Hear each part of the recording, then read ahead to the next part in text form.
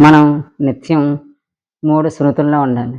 3 శృతులు ఏంటంటే, మనం సహజంగా దేహదారులమైనా కూడా, మనం దేహదారులమే కాకుండా ఆత్మవంతులమని గుర్తించాలి. మనలో ఆత్మ ఉన్నదని ఎరుక కలిగి ఉండాలి.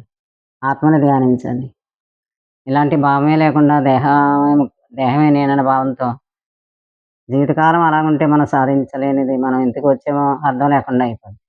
అలాగే దేహదారులం అయినప్పటికీ కూడా ఆత్మని తెలుసుకోవాలని ప్రయత్నాలు చేయాలి. ఇది ఒక నిత్యము ఈ శృతి మనలో ఉండాలి. ఇంకా మన సమయాన్ని మనం ఎలాగా గడుపుతున్నాం అన్నది ఒక అంచనా మనకుండాలి. మనం దేవుని శృతిలో ఉన్నామా?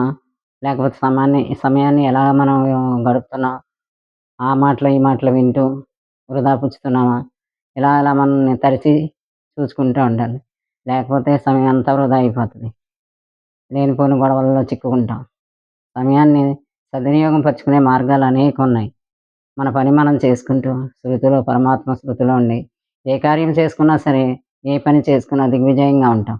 ఆయనతో మాట్లాడుకుంటూ, ఆయనపై భారం ఉంచి మన పనులు చేసుకుంటే అంతా బాగానే ఉంటది. ఇంకా మనం ఇతరులను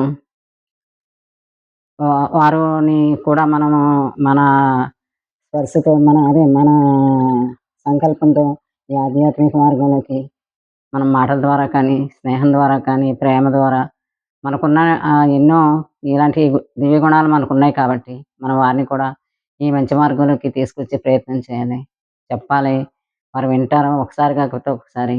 వారిని కూడా మనం ఆత్మ సమానులే, అందరం ఒకే ఆత్మ సమానులం కాబట్టి, మనం మనం ఒక్కలో తెలుసుకుంటే కాదు, అందరిని ఆత్మ సమానులుగా భావించి, ఈ మార్గంలోకి రప్పించి ఎంతో సహాయం చేయాలి. పరమాత్మకు ఎంతో ఇష్టం ఇలా చేస్తే.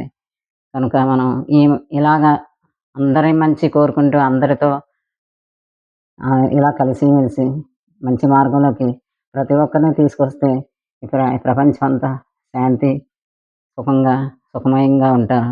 ప్రజలందరూ ఆనందంగా ఉంటారు. ఇప్పుడు ఈ కాలంలో ఏముంది, యుద్ధాలు, ఒకరికొకరికి కుదరట్లేదు. ఇలాంటి సమయంలో ఇది ఐక్యత ఒక్క తాటి మీదకి ఈ ఆధ్యాత్మిక మార్గంలో ఎలాంటి వారైనా సరే ఇక్కడికి వచ్చేటప్పటికి ఐక్యతా భావంతోనే ఉంటారు. జ్ఞానం అప్పుడు కొంత తెలియబడుతుంది కాబట్టి జ్ఞానులై చక్కని మార్గంగా చక్కగా ఒదిగి ఉంటారు. జ్ఞానానికి అందరూ ఒదగవలసిందే. మనం కూడా ఈ విషయాన్ని చెప్పుకుందాం. ఇంకా ఎన్ని రోజులు చెప్పుకున్నా జ్ఞానం పెరిగేదే కానీ తరగదు. కనుక జ్ఞానయుక్తంగా ఉండి మన కాలాన్ని, మన స్మృతులను ఎలాగ ఉండాలో అలా ఉంటూ పరమాత్మకి ఇష్టమైన రీతిగా ఆయన శృతిలో మనం ఆత్మవంతులమై ప్రతి ఆత్మను ఉద్ధరించబడడానికి వారికి సహాయం అందిస్తూ, మనం సహాయపడుతూ, వారి నుంచి మనం సహాయం తీసుకుంటూ, ఒకరినొకరు అలా గౌరవించుకుంటూ, ఉద్ధరించుకుని ఇతరులని ఆత్మవంతులు చేయగలిగే స్థాయికి మనం ఉండాలి. ప్రతి ఒక్కరు ఇలా అనుకుంటే అందరూ ఆత్మవంతులు అవుతారు. ఆత్మే తానని గుర్తిస్తారు. మరి ఇంకెంతకన్నా కావాల్సిందేముంది? ఈ పరమాత్మ మార్గంలోనే ఇది లభ్యమవుతుంది.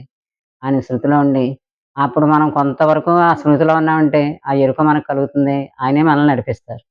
మనం అడిగితే తప్పకుండా మనకు సహాయం అందిస్తారు. మనం ఇలాగ మనం స్థిరపడి ఇతరులను కూడా ఆత్మవంతులుగా స్థిరపరిచే ప్రయత్నం చేద్దాం. వినండి. కాలాన్ని వ్యర్థపుచ్చుకోకుండా తర్వాత సమయం అయిపోతది మనకి. ఎలాగ మొలకెత్తామో అలా ఒకరోజు మా మ పడిపోక తప్పదు దేహం. కనుక ఉన్న కాలాన్ని వినియోగించుకుని మనల్ని మనం ఉద్ధరించుకోవాలి. ఎవరు ఉద్ధరించరు. కనుక ఈ విషయాన్ని జాగ్రత్తగా గమనించుకుని కాలాన్ని సద్వినియోగం చేసుకుందాం. పరమాత్మ శృతిలో ఉందాం.